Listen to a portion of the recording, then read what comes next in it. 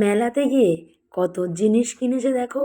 খালি বলবে আমার এটা নেই ওটা নেই, অথচ বাড়িতে সবটাই রয়েছে। এই মেলাটায় গিয়েছিলাম অনেক দিন আগে, বাট তোমাদের সাথে শেয়ার করা হয়নি, কারণ এডিট করতে অনেকটাই তো টাইম লাগে।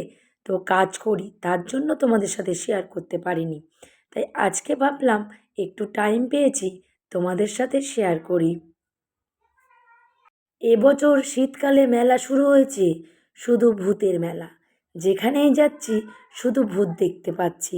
তাই ভাবলাম তোমাদের সাথে একটু শেয়ার করি। কে কে এসছো এই মেলাতে অবশ্যই কিন্তু কমেন্ট সেকশানে জানিও। কদিন ধরে মানি বায়না করছিল মেলাতে নিয়ে যাওয়ার জন্য।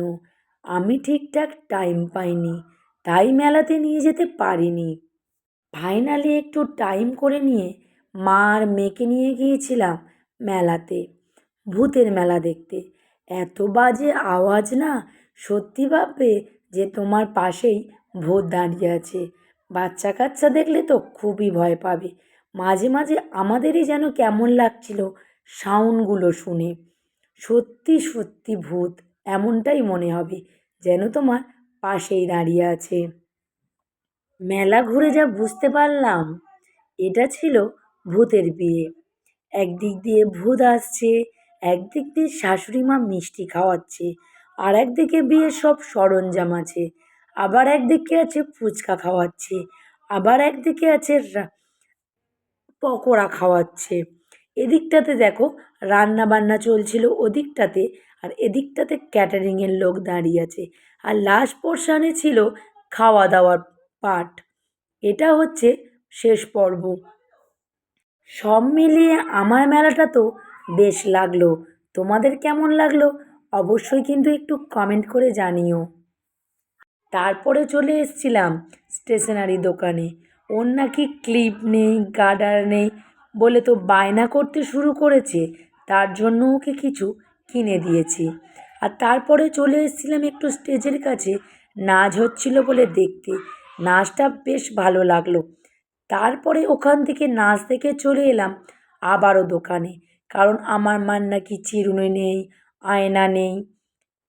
আছে বাট ওগুলো পুরাতন হয়ে গেছে, তার জন্য নতুন লাগবে।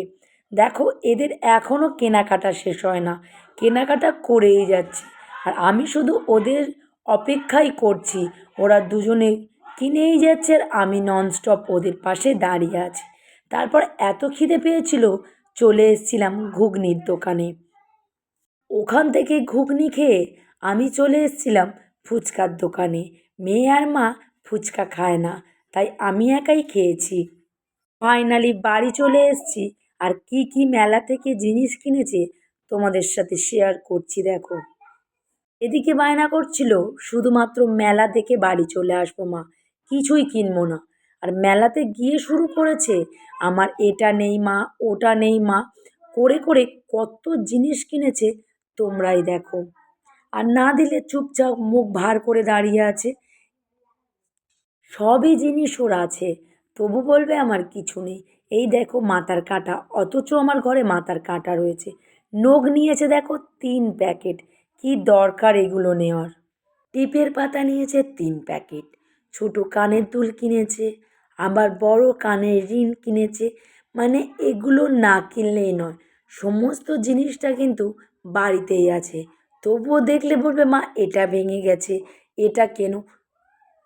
চাবির রিং কিনেছে 2টো, অথচ বাড়িতে চাবির রিং কতগুলো পড়ে আছে। আর এই চিরুনিগুলো মা কিনেছে, মানে মাকে আমি কিনে দিয়েছি। আর দেখো তার সাথে একটা ক্যামেরা কিনেছে। কথা বললে তো শোনে না, তাই রাগ করে আমি আর কিছু বলিনি।